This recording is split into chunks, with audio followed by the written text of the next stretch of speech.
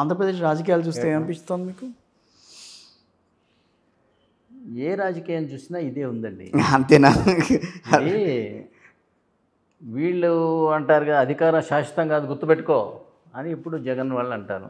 కానీ ఆయన అధికారంలో ఉన్నప్పుడు ఆయన గుర్తుపెట్టుకున్నాడు ఆ మాట శాశ్వతం కాదని. ఇప్పుడు టీఆర్ఎస్ పార్టీ ఉన్నప్పుడు వాళ్ళు గమనించారా ఈ అధికారం శాశ్వతం కాదు, ఇది పోతుంది, మళ్ళీ ఏ రోజు ఎవడో ఒకడు వచ్చి ఇట్లా ఛాలెంజ్ చేస్తాడని లేదు. అట్లాగే ఇప్పుడు రేవంత్ రెడ్డి గారు అనుకుంటున్నాడా ఇది ఎప్పుడొకప్పుడు పోతుంది, నేను జాగ్రత్తగా ఉండాలని? ఒకళ్ళు అనుకునే మాటలు ఎట్లా ఉన్నాయంటే, ఒకళ్ళు నిన్ను కుక్కను కొట్టినట్టు కొడతా అంటే ఇంకోటి నిన్ను గాడిదని కొట్టినట్టు కొడు, నువ్వు నా వెంట్రుక బీకలేవంటే నా బూచు బీకలేవా. ఇవి వీళ్ళు ఒకళ్ళ మీద ఒకళ్ళు ఛాలెంజ్లు వేసుకోవటం, ఒకళ్ళ మీద ఒకళ్ళు కొన్ని రహస్యాలు బయట పెట్టడం, సస్పెన్స్ క్రైమ్ థ్రిల్లర్ స్టోరీ లాగా ఉన్నాయి. ఇవి ఎక్కడికి దారి తీస్తాయి అంటే రేపు పొద్దున అని చెప్పాను కదా గతంలో, ఒకళ్ళనొకళ్ళు మడ్డలు చంపుకోవటమేగా యుద్ధం అంటే, చంపుకోవటమే. ఇప్పుడు మళ్ళీ ఆ దశలోనే నడుస్తున్నాయి. ఒకళ్ళనొకళ్ళు ముందు తిట్టుకోవటం వరకు పోయింది.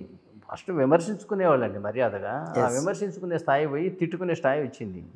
అబ్బాయి అమ్మ అని ఆ తిట్టుకునే స్థాయి నుంచి ఒకళ్ళనొకళ్ళు జైల్లో ఆస్తులు దెబ్బతీసే స్థాయికి వచ్చింది. అంటే ఇప్పుడు దీంట్లో జగన్ ముద్దాయా, అదాని ముద్దాయా, జగన్ ముద్దాయా, లేకపోతే వీళ్ళిద్దరూ కలిసి ఈ రకంగా చేశారని మాట్లాడాలి? మీరు నేను కూడా కావచ్చు. ఎవరనేది క్వశ్చన్, నేరస్తుడా కాదా రుజువు అయితే కదా. అందువల్ల ముద్దాయి అయింది ఎవరి పేరన్నా పెట్టవచ్చు. అందువల్ల అవి అమెరికాలో జరిగిన ఏం నేరం అని అమెరికా కేసు రిజిస్టర్ చేస్తే చెప్పండి. అదాని అమెరికాలో డబ్బు సేకరించాడు, షేర్ హోల్డర్స్ని పట్టుకొని వాళ్ళ దగ్గర నుంచి ఫండ్స్ కలెక్ట్ చేశాడు. అభియోగం ఏంటంటే అదే డబ్బుని ఆంధ్రప్రదేశ్లో జగన్కి లంచం ఇవ్వడానికి వాడాడు అని. నేరం కలెక్ట్ చేయటమా, ఇక్కడ లంచం వేయటమా? కలెక్ట్ చేయటమేమి.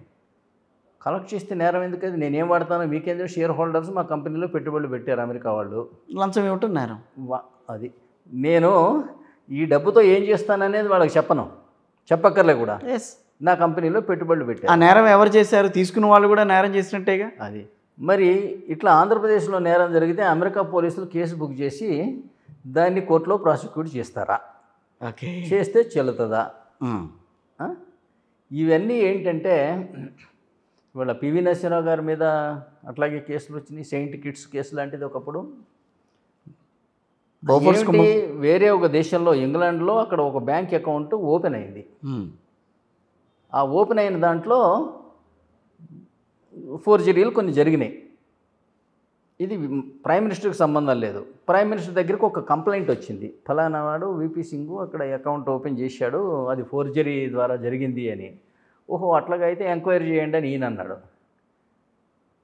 ఎంక్వైరీ చేసినందుకు ఈయన మీద ఆ తర్వాత అది కేసు అవుతుంది. కానీ ఇవన్నీ నిలబడతాయా? కానీ ఈ లోపల కొంతమంది పదవులు పోతాయి, కొంతమంది జైళ్ళల్లో ఉండొస్తారు. మొన్న కవిత గారే ఉండొచ్చింది ఫర్ ఎగ్జాంపుల్. అట్లాగే మనం పెద్ద నేరాలు చేసేవాళ్ళు కూడా ఏమనుకుంటారంటే, ఏమవుతుందండి కేసు పెడితే, అది నిలిచే కేసు కాదు, రెడీ మామే 100 కేసులు పెట్టుకుని మేము రెడీ అని ఒక్కొక్కరు ఛాలెంజ్ చేస్తుంటారు. మేము కేసులకు భయపడం. ఎందుకు భయపడటం? ఎట్లాగో బెయిల్ ఇస్తే కదా. ఎన్ని రోజులు ఉంచుతారు? 3 నెలలు, 4 నెలలు, 6 నెలలకు బెయిల్ వచ్చేస్తుందిగా. వచ్చేసిన తర్వాత తీర్పు వస్తేగా మళ్ళీ జైలుకు పోయేది. ఈ తీర్పు ఎప్పుడు వస్తుంది? కింద కోర్టు తర్వాత పై కోర్టు తర్వాత హైకోర్టు, హైకోర్టు తర్వాత సుప్రీంకోర్టు, అక్కడి నుంచి మళ్ళీ. దీంతో ఏంటంటే ఈ తీర్పు రావడానికి 17, 18, 20 సంవత్సరాలు పడుతుంది.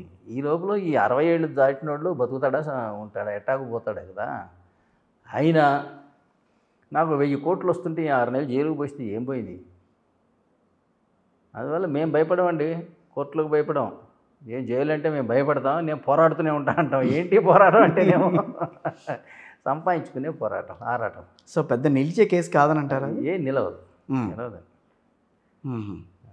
సో మరి అది ఎట్లా అంటే ప్రతిపక్షానికి కాదు, పాలకపక్షానికి ముందు అది ఇప్పుడు రాబోయే రోజుల్లో నిన్న కూడా సీఎం చంద్రబాబు గారు మాట్లాడేది అదే దాని మీద కదా. దానికోసం ఆల్రెడీ పార్లమెంట్లో దీనికోసం ఒక కమిటీ వేసి విచారణ జరపాలన్నారు. ఈ నేర పరిశోధన చేసే అధికారం పార్లమెంటు సభ్యులకు ఉందా? ఎవరు చేయాలి? అసలు కేసు రిజిస్టర్ అయిందా? ఎక్కడ అయింది? అమెరికాలో కేసు రిజిస్టర్ అయితే ఇక్కడ పోలీసులు చేస్తారా? ఈసార్లు చాలా ఇఫ్స్ అండ్ బట్స్ ఉన్నాయి అందులో. అమెరికాలో డబ్బు సేకరించారు, ఆ డబ్బుని ఇక్కడేదో గవర్నమెంట్కి లంచం ఇవ్వడానికి వాడారు. అందువల్ల అది ఏమి నిలబడే కేసో లేదా దాంట్లో శిక్షలు పడే కేసు అయితే కాదు.